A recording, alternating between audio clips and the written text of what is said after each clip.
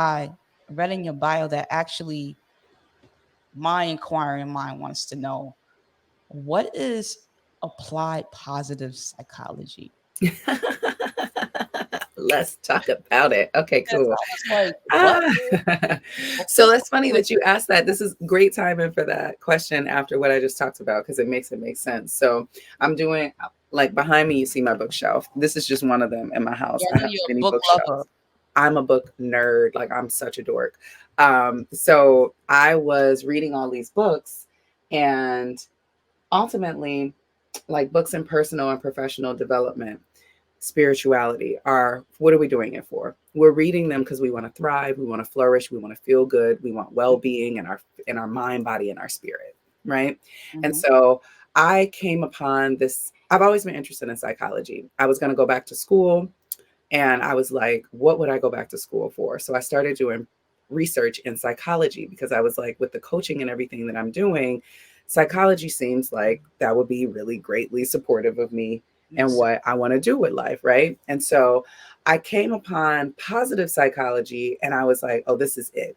Positive psychology is the science of optimal human flourishing. That's how they describe it. There's a few different definitions, but it's the science of thriving, it's the science of well-being, and it ultimately takes a holistic approach to getting people not just to moderately mentally healthy. And that's what psychology does. Psychology has been focused for the 100 and some years of existence has been focused, or however many years of existence, psychology has been focused, this is a couple hundred, on getting you to moderately mentally healthy, on like, okay, how do we just get past illness and get you okay? And then about 30 some years ago, they started to research, well, great that we can get you to moderately mentally healthy, but how do we get you to thriving? How do you go from like surviving to thriving? And so they dedicated a science to it. And the science and researchers all over the world over the last 30 some years have put together research backed applications and interventions to get people to thrive. So to get people to be physically, occupationally, intellectually, socially, and emotionally healthy. There's seven realms of wellness to be well in every area. Like how are you like not just doing well at work, but doing well in your relationships, not just not just doing well socially, but doing well internally. And so they started to do all of these studies on this and put together these books and interventions and exercises. And I have like 5 certifications in different areas of positive psychology, from positive psychology in schools.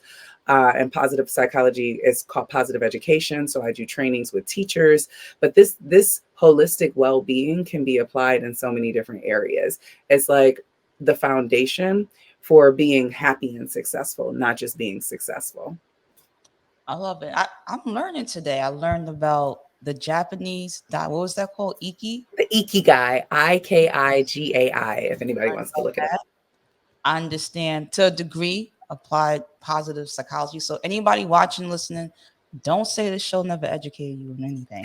Okay? Don't ever say that. So let's go back to the business part, entrepreneurship.